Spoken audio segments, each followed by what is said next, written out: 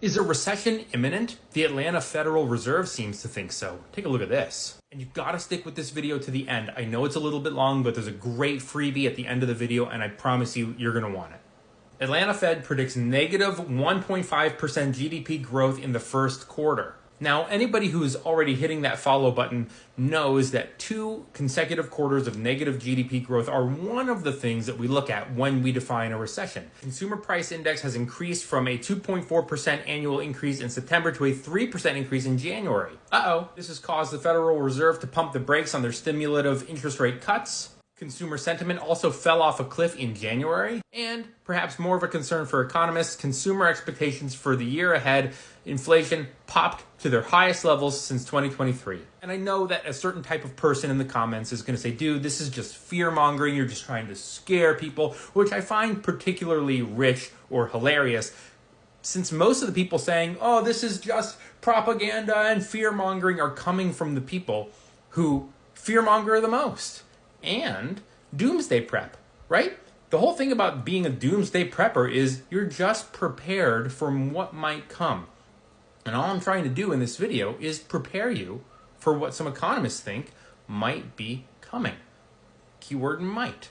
This isn't fear-mongering, it's just preparing you for the worst case scenario, which seems more likely now. And these fear-mongering types, they also love to buy up all the toilet paper. It also looks like Elon Musk is preparing to fire the entire Consumer Financial Protection Bureau staff. That is bad news for consumers. We also have this headline: China vows to retaliate as Trump threatens another 10% hike. We also have this bad news: Trump tariffs will hit over $200 billion in US, Canada, Mexico cross-border rail trade. These tariffs are expected to go in next Tuesday on Canada and Mexico, by the way. Another thing that we consider when we look at a recession is unemployment. So take a look at this. In the weeks since President Trump has assumed office, more than 200,000 federal workers have had their roles eliminated. When you look at the big picture, it looks like everything is going to get more expensive, and consumers are noticing and they're pulling back a little bit. Not a good sign. If you're new here, I want you to remember something.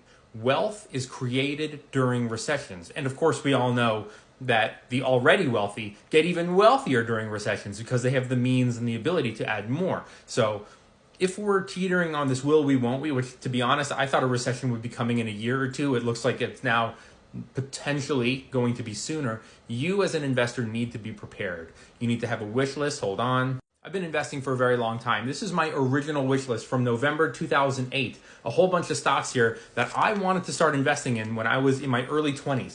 I urge you to come up with a wish list of some investments that you want, sit on a little bit extra cash. Look, we could all be wrong and this could all not happen, so I'm continuing to invest, but I'm also investing a little bit less and I'm sitting on more cash.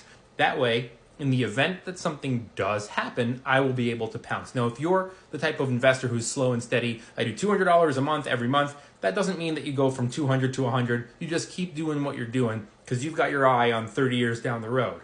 But if you're an investor like me who's already well invested and heavily invested and diversified and all that stuff, you might consider stepping back, holding more cash. It's what I'm doing. I don't want your money. I want you to be prepared. So use this time now to start learning how to invest. All you have to do is go right here and click on the menu. Everything here is free, including my course. There's no email sign up. There's no PayPal, no Venmo, no Patreon. It's all free.